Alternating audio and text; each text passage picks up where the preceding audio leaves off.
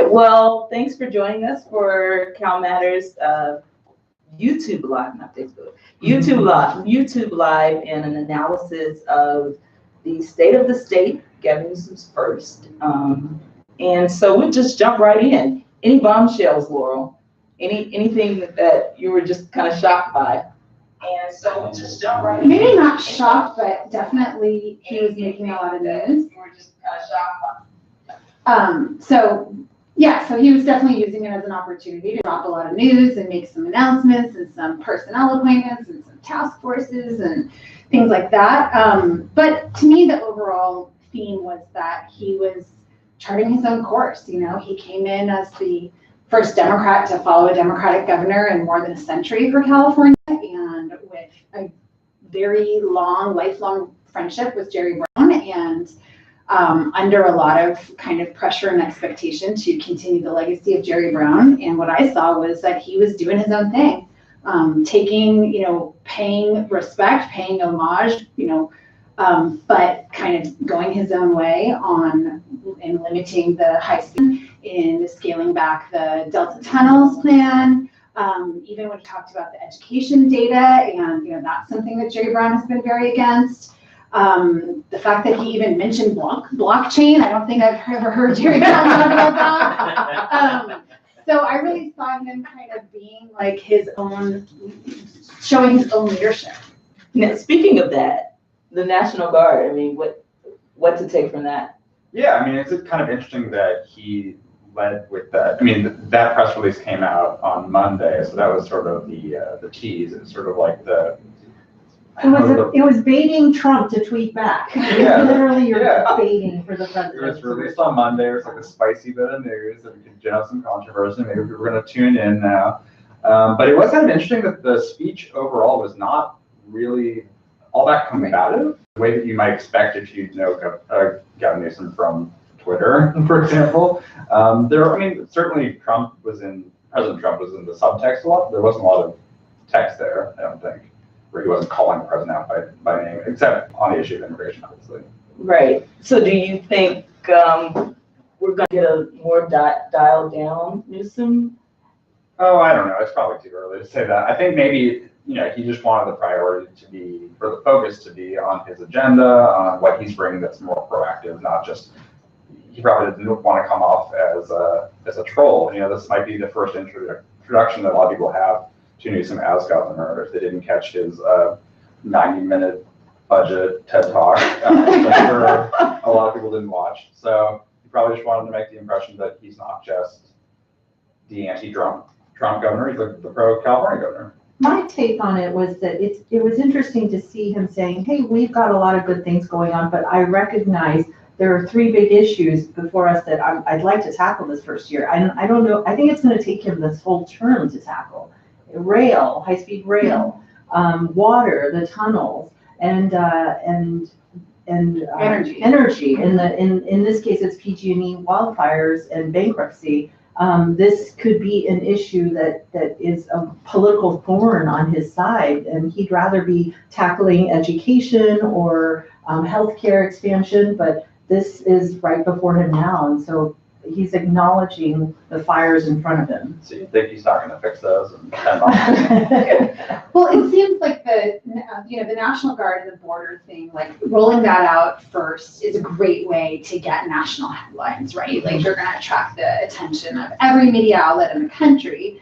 And then that gives him kind of like the space to kind of do the more, what some people might call more mundane, like the more nuts and bolts things of California governance that could be then the focus of kind of like day 2. So, and I mean, PG&E, like you said, that's a huge thorn in his side. He talked about it, but what did you take from it? My take, nobody in Sacramento, least of all Gavin Newsom, wants to be seen as bailing out PG&E, right? So there needs to be a way to reform PG&E and clean it up, whether it's changing the name, breaking it off, municipalization, everything's on the table, but something to clean it up and then get maybe a legislative fix to reassure the markets the credit markets. So right now, it's not just PG&E being downgraded.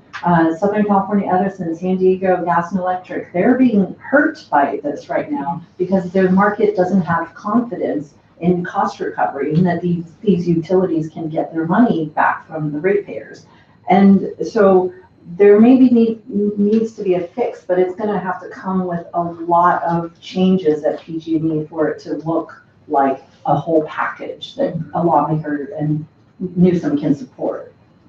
Okay, I wanted to get back to high-speed rail and water. That seemed like an interesting, the way he did the announcement, how he's going to kind of pull back a little bit. For example, like you mentioned, that definitely is Gavin Newsom. That's not, Jerry Brown. Yeah. Were you shocked by that? Were you just?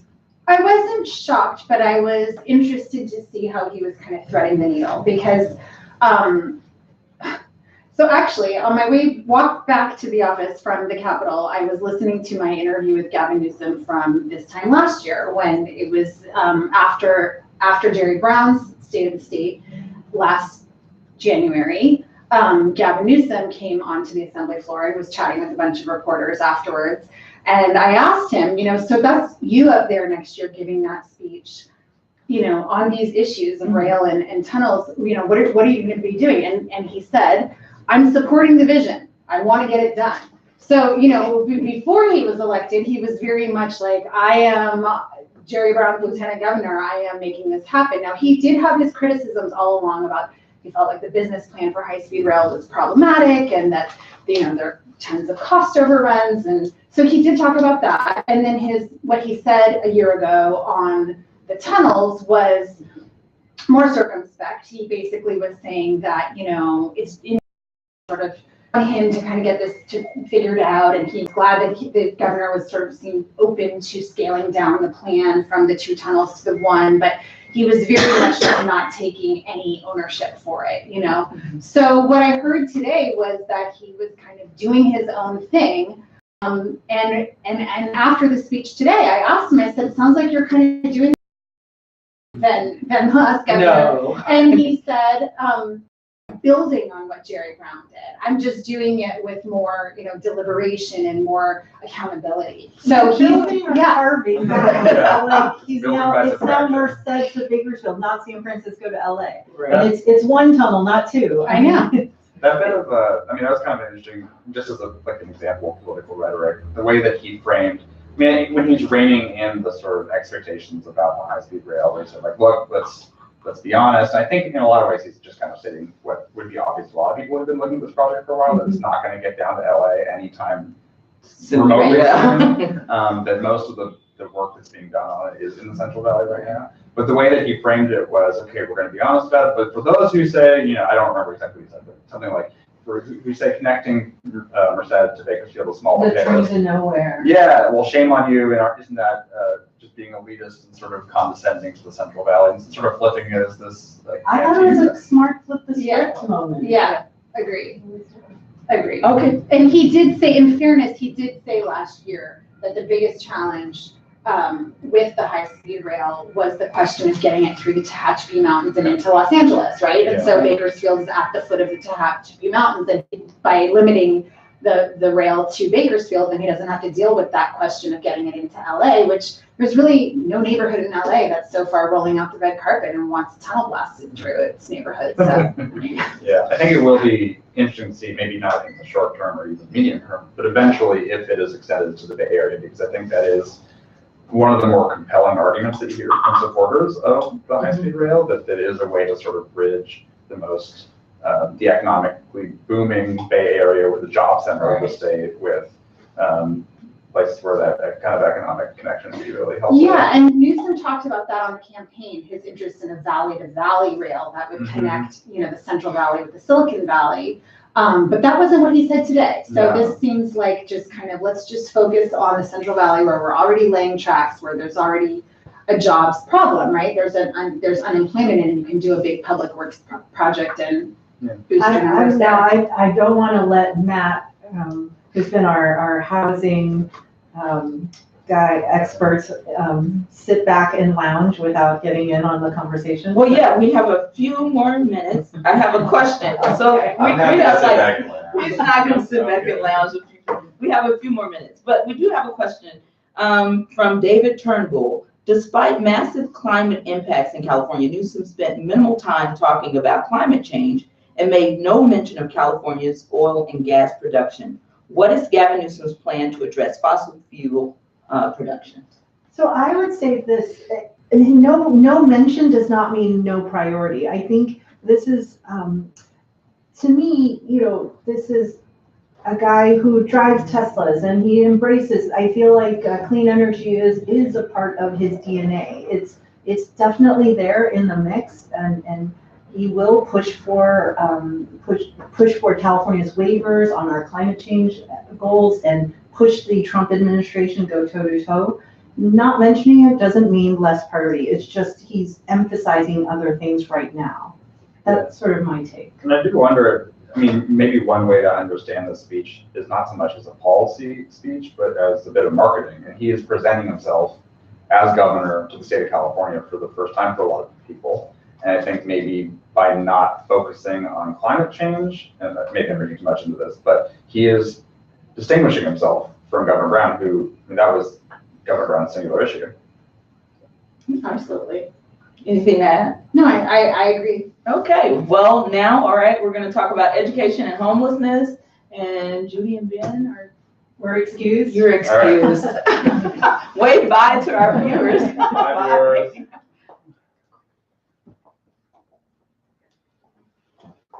All right. Are you gonna, you can come on. Fine. Just don't knock down the CalMatters sign. Try it now. Don't try to think, well, make sure you don't try that. All right, so we have Ricardo, who's our education reporter, and we have Matt, who is our housing reporter. So we're gonna keep it fun. Let's start with housing. That was so surprising, right? But it's a major issue. People are talking about it. He talked about it a that lot. implies I'm the funner reporter. No offense, Ricardo. No, Ricardo, Yeah. say the best. Save the best for me. Yeah. So kind of three big things jumped out at me. Most of what we heard on housing, Newsom had already talked about in his, as Ben so eloquently said, a 2-hour TED talk on the budget. But a couple of noteworthy things. The thing that jumped out most was, at least to me, he named names when it came to other cities that weren't meeting their housing production goals. So on the housing podcast we often have guests. Which is, what's your housing podcast? Yeah, shameless plug. Give Me Shelter, the California Housing Crisis podcast. We often have people on and we ask, hey, what are the cities that are really doing poorly at this? And a lot of times political figures will kind of shuck and jive, I guess, or duck and weave, and won't name names, but Newsom named names. What's the at this that you're talking about? Cities doing poorly at what? At planning and permitting new housing, Okay. which is an important distinction. But the reason Huntington Beach is getting sued is because not only are they not allowing enough housing to be built, but they're not planning for that housing to be built in the first place. And there are other cities that are doing the same thing. Yeah, so Newsom said there's 40 other cities and I don't want to sue all of them. So why don't we have a conversation with city leaders from, I don't know how that conversation is going to work with city leaders from 40 something cities. But let's have a conversation so I don't have to sue all of you to build new housing. So that was the thing that jumped out most. And how is that different from what used to happen, or what has usually happened in terms of trying to get cities to build more housing? So under the Brown administration, he never really went after cities in the way that Newsom has done in his first month in office. And he's done it in multiple ways. It's the lawsuit against Huntington Beach. It is threatening to withhold transportation funding from cities that don't meet their housing quotas. Brown never did anything kind of remotely approaching what Newsom is trying to do. In his first few weeks in office, it's pretty ambitious. Side note from the Assembly Chamber, the interesting thing when he was at that part of the speech was sort of the applause from the legislators in the room was real scattered. Like some of them were jumping out of their seats and applauding, and others were just kind of sitting there stony faced, not doing anything. I did note that Assemblyman Mark Levine, who represents a Marin County area that has been criticized for not building enough, particularly enough affordable housing, he did not stand up and clap at that part. And didn't Newsom used to live in Marin Yes. County? Yes, Okay. he did. Yeah, so you Okay. might get some emails from His neighbors. upset former Yeah. residents, yes. So, okay, hold for housing, because we want you all to stay. We don't want to give you all of the, the important things at once. So Ricardo, education, didn't hear a whole lot. So, the big news coming out of education is that the governor has picked Linda Darling Hammond, professor emeritus at Stanford, to lead the State Board of Education. Very powerful policy arm that implements policy that fits the vision of the governor. And so, she is nationally renowned researcher, particularly for the teaching profession and really just expansive research on teacher shortages. And so she will be replacing Mike Hurst, who was a longtime ally of Governor Brown, who retired when he left office. Beyond that, Governor Newsom spoke pretty broadly about education. It certainly wasn't kind of the focal point of his hour-long speech, but he did make reference to the LA teacher strike, and it seems that the state is going to have a role in examining some of the issues that played out with the strike regarding teacher pensions, and charter school growth, and so yeah. I heard him say that, despite the enormous increase in funding for schools over the last few years, that he was bemoaning that California's 41st among the states in per pupil funding. So I felt like he was embracing what we've heard from a lot of the sort of education establishment and people who work in education, that they want more money for education. So I did hear him say that. Yeah, and that certainly had to make education groups and advocates who've been lobbying for more funding happy. The fact that he made this acknowledgement about the need, or what he feels that is the need to invest more funding for education right now. And he did tackle kind of the big question, or at least addressed it in his speech. The big question that is kind of perplexing school districts across the state is the fact that in recent years school budgets have gone up significantly to the tune of $23 billion since 2013, and yet but still many school districts are in financial distress because of these pressure points surrounding teacher pension obligations, declining enrollment, and just a growing number of special needs students who frankly cost more to educate. Did he talk about pre-K? I'm now. He made no mention. He might have made. If he did, it was a very slight mention. Yeah. It definitely wasn't a focus of his speech the way it was in his in his budget. Right. Right. So back to housing. What were the other points that you wanted to make? So he talked about rent control. So just for background, there was an initiative on, where am I looking? There was an initiative on the ballot in November that would have could have expanded rent control throughout California. It lost big time. Newsom referenced this. Newsom, after that loss, said that he'd like to broker some type of compromise between landlords and tenant groups around rent stabilization. He reiterated again today that he'd like to see that type of compromise and kind of put the onus on the legislature. Send me something on rent stabilization and I will sign it. That is in line with what I've heard from sources in the legislature, that the Newsom administration has they're not driving this conversation, they're kind of monitoring it and hoping that something comes to them. What exactly comes to them will be important. If it's rent stabilization, if that means landlords are still allowed to increase their rent a significant amount, there's just a cap on it at the very high end. It's uncertain whether tenant groups will really go for that. That's kind of where the rub is right now. So that was the other thing that kind of jumped out to me. Did you I guess for any major issues, did you leave the speech and think, huh, that's interesting, you didn't, mention that? Were there any points where you thought, where it was pretty noticeable that he kind of glanced over anything in your areas? Dave, who's Hi, Dave. Dave's Dave, there you in the should corner. Hi, Dave. Our, You should say hello. You should come and say hello. Hello. There you go. He made a good point on the Slack chat. I think it was you that made this point, which was the actual withholding transportation money for cities, the SB1 money, the gas tax money. Which, Wait. What does that mean?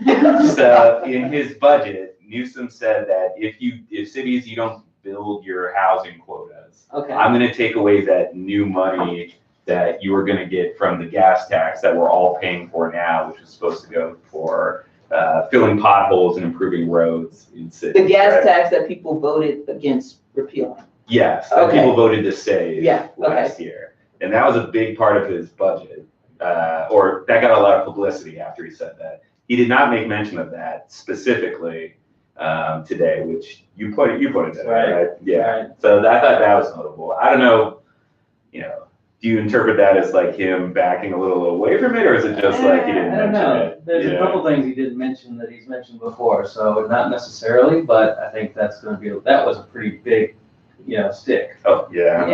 Yeah. That's a lot of money that the city's actually worked to help get, and, for him to put that on the table and to threaten not to give it to him, I think was a big thing. So, Yeah.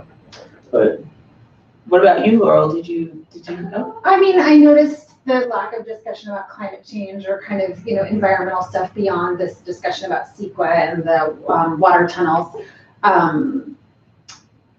And not so much discussion about the whole sort of early care, the 0 to 3 or 0 to 5, preschool, early education, prenatal care, family leave, that whole sort of suite of policies that he really was going hard on when he was first inaugurated and planning his budget. But again, I don't take like a non-mention as an abandoning the idea. I just think it's like, well, he has different opportunities to make news, get headlines, and get attention, and so he's sort of laying out different things at different times. So where does he go from here? So had your state, you released your budget, you've had your state of the state. Now what happens? I mean, now the legislative process unfolds. So basically now over the next 9 months, there's going to be, the budget process sort of happens over the next 5 months, right, until June, and then and so there will be budget hearings and negotiations on a lot of those things, and then the governor will sign a budget by mid-June, and then the legislature has 9 months until August to kind of unroll a lot of these ideas throughout their process. And then I think there will be back and forth with the governor's administration, probably a lot of it behind the scenes. And then by Halloween, we should know what Newsom kind of will get his thumbs up or thumbs down on all of the things that come across his desk. And for, people outside of Sacramento who probably did not listen to this speech because they're probably, at work or in school or something like that, what is there anything that they could, gain from knowing, or is there anything that he mentioned that maybe would affect them, or maybe be an opportunity for them to kind of learn more about the legislative process? I guess I'm just trying to see how regular people can take what he said today and say, oh, that's something I can be interested in, or is something I can't. That's a really great question. And I appreciate the challenge because we don't think that way enough. But I think the rent control thing that Matt mentioned is a case where that's a real kind of everyday Californians deal with rising rents. And so whether or not the legislature does anything on the issue of rent control, that is something where real people can kind of join. On the high-speed rail, I think that's a hard one for a lot of folks to attach to, unless they live in the area where that is happening. So I think for the Central Valley, that is for people in the Central Valley, the high-speed rail issue is going to be a real legitimate point of connection. Either they are supporting it and see it bringing a lot of economic activity to their region, and they will know that that will continue, or they're upset about it and see it as a boondoggle, and they'll be upset that that's going to continue, right? So, I mean, I think that one, I think. Go ahead. You know, I think these were all proposals, so the next step is to see how this governor works with the legislature and works with the agencies and the interest groups we were talking about. He's put a lot in motion on every single topic: education, high-speed rail, water, you know, healthcare, housing. So how does, you know, what is his clout? What is his gravitas?